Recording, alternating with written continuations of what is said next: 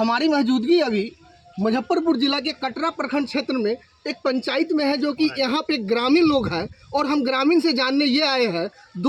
लगभग 2 बार सांसद अजय निषाद जी रह चुके हैं। इस बार किनको यहाँ की ग्रामीण सपोर्ट करते हैं और क्या क्या विकास किया है, हम इस पे चर्चा करने के लिए हम मुजफ्फरपुर जिला के कटरा प्रखंड क्षेत्र के एक ग्रामीण में हम पहुँच चुके हैं और ग्रामीण से ही हम जानेंगे आखिर क्या क्या आप लोगों को विकास मिला।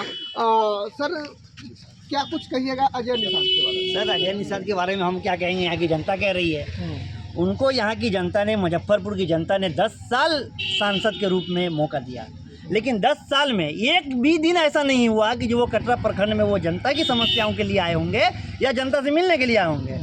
और दूसरी बात है कि अभी उनको भाजपा ने टिकट नहीं दिया।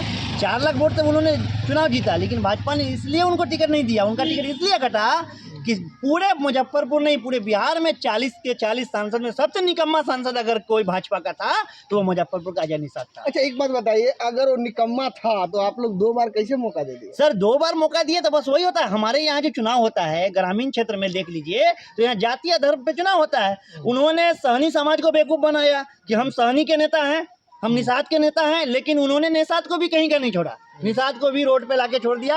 आरक्षण की बात कर रहे हैं निषाद जी, जो सहनी समाज के लोग हैं आरक्षण की बात करते हैं, लेकिन केंद्र में उल्टी की सरकार थी और केंद्र में ये सांसद भी थे, लेकिन फिर भी इन्होंने एक भी 10 साल में अपने ही समाज के लिए आवाज़ नहीं उठाया। तो वो तो छोड़िए, लेकिन जब अपने समाज के लिए आवाज़ नहीं उठाते, वो यहाँ की जनता के लिए क्या आवाज़ उठाएगी? हम लोगों की गलती हुई कि उनको हम लोग ने चुना। उनके पिताजी के नाम पर हम लोग उनको यहाँ 10 साल मौका दिया। उनके पिताजी अच्छे थे, कैप्टन जय निषाद जी अच्छे थे, इसलिए उनके नाम पे इन्होंने जीत गया। लेकिन कितने दिन आप यहाँ की जनता को बेवकूफ़ बनाएंगे? यहाँ की जनता देखी, समझी, जागी, इसलिए यहाँ उनको लोग क्या बोलते हैं, बाइकआउट करने का काम किया। अजय निषाद जी तो कहते हैं हम मुजफ्फरपुर में जितना विकास किए हैं बिहार का कोई सांसद नहीं किया है। सर, कहने के लिए तो सर जुमला है, जुमला तो कुछ भी लोग बोल देगा, लेकिन आप आए होंगे मुजफ्फरपुर से तो एक भी ऐसा रास्ता बता दीजिए, रोड बता दीजिए जिसमें अजय निषाद जी का आपको बोर्ड दिखा हो। अब मैं भी चैलेंज करता हूं कि जिस गांव में आप आए हैं, अगर एक भी इस खौराडी में अजय निषाद का अगर बोर्ड अगर दिखा देंगे तो मैं राजनीति से संन्यास ले लूँगा।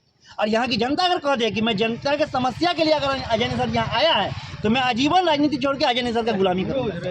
अच्छा, आप प्रधानमंत्री किनको देखना चाहते हैं? हम प्रधानमंत्री के रूप में, देखिए, जो देश के लिए अच्छा काम करे उनको प्रधानमंत्री के रूप में देखना चाहिए। यहाँ की जनता फिलहाल मोदी जी को चुन रही है, तो जिनको यहाँ की जनता चुन रही है तो अगर अच्छा है तो ही चुन रही है, तो मैं मोदी जी को फिर देश का प्रधानमंत्री देखने का मतलब उम्मीद है कि वही बनेंगे 2024 में, क्योंकि यहाँ यादव और मुसलमान यादव, तो मुसलमान यहाँ 18% है, यादव यहाँ 14% है, सैनी यहाँ 3% है। उसके बाद 18% वाले मुसलमानों को यहाँ की आरजेडी की महागठबंधन, जो एनडीए बोलता है कि इंडिया गठबंधन है, इंडिया गठबंधन का नेतृत्व बिहार में लालू परिवार कर रहा है।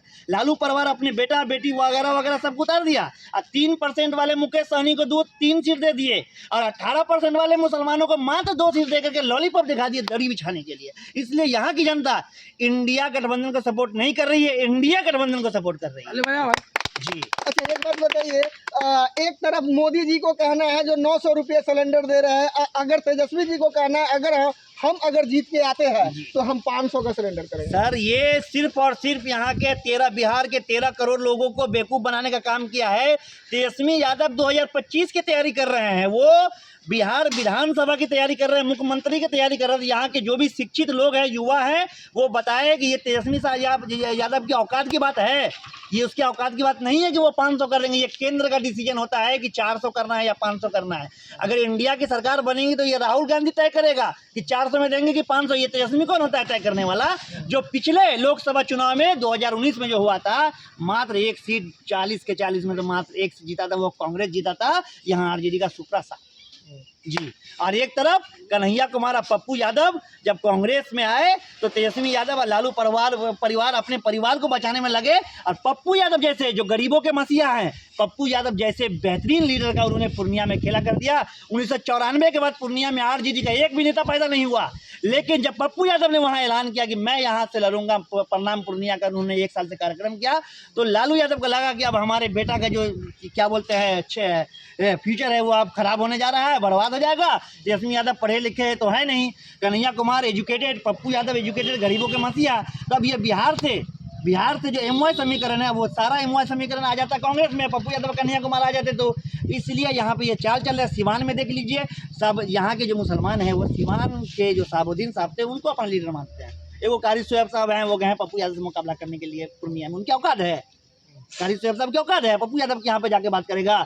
जो 9000 बीघा का वो पूर्वजों का वो मालिक है, अभी प्रेजेंट में उनको 900 बीघा जमीन है, वो गए वहाँ प्रचार करने के लिए। एक हेना साहब को दरकिनार किया गया। पप्पू यादव के साथ ये हुआ था। यहाँ की जो यादव समाज के लोग हैं, मुस्लिम समाज के लोग हैं, ये आरजेडी को बेहतरीन समझ चुकी है। अब उनका 25 में भी आना बहुत मुश्किल है सर। जी।